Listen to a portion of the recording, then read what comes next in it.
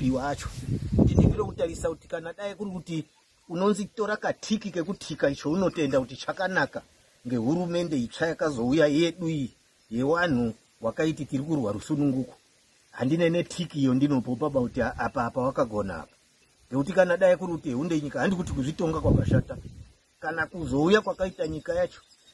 zvizhinji zvakapera kukonzerwa ndiwo vari kutonga waisiya vanhu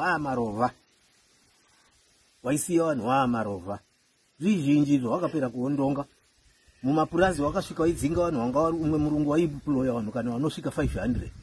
waisvika waidzinga iwo kwausvika waindogirebha matirakiti aripo neng'ombe dziripo nedzimba dziripo zvatokwana vanhu vanga vari kusenzapo kwausiwa wasina basa waienda mumaindastri wakati takuda kuita black empowerment kwakudzinga varidzi vemaindastri kasi takuda kuti tiite empower mukaenda great city yemuharare kwakundoona all those tall buildings hamuchina vanhu vari mukati wapera kutiza imomo ngekudhura uko zvaakuita waienda koita kuti maofisi twawakanganisekana twemabhodhi chaitwa ngekuti awa kutonga chaiko nekutungamira kwabvira kuramba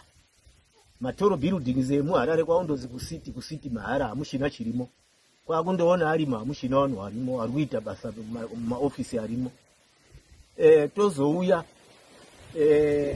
zvinhu zvizhinji tikaenda kuenda kueducation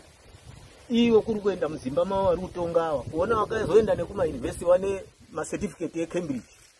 zvikanzi aCambridge yakashata taakuita zimse asiwo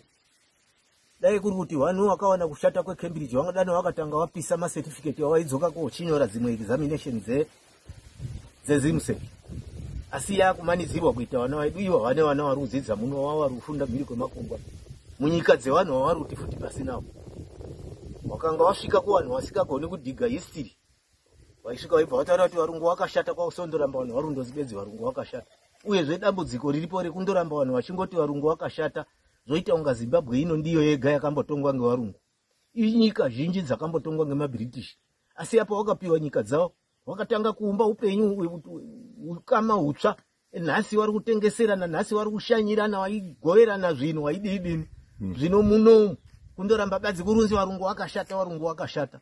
forgetting to know kuti tikadzika nehistory muAfrica mwedu muno mudaisi mhaka yevarungu vamwe vakazouya musina order muno vana sekuru vedu vari kuita basa rekundouraya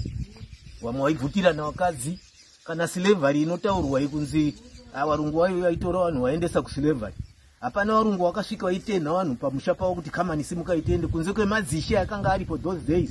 ivo vaibata vanhu mostly vanhu vakanga vari mudzimba dzenherera neshirikadzi ndivo vaitorwa vaenda kotengeswa as slaves hapana murungu wakambosvika aibvira kutinha unga uri kutinha ng'ombe kuti hambai kunze kwemadzishe due to ignorance ndivo vaindotora kwautengeswa vaipiwa mabhodhoro ewhisky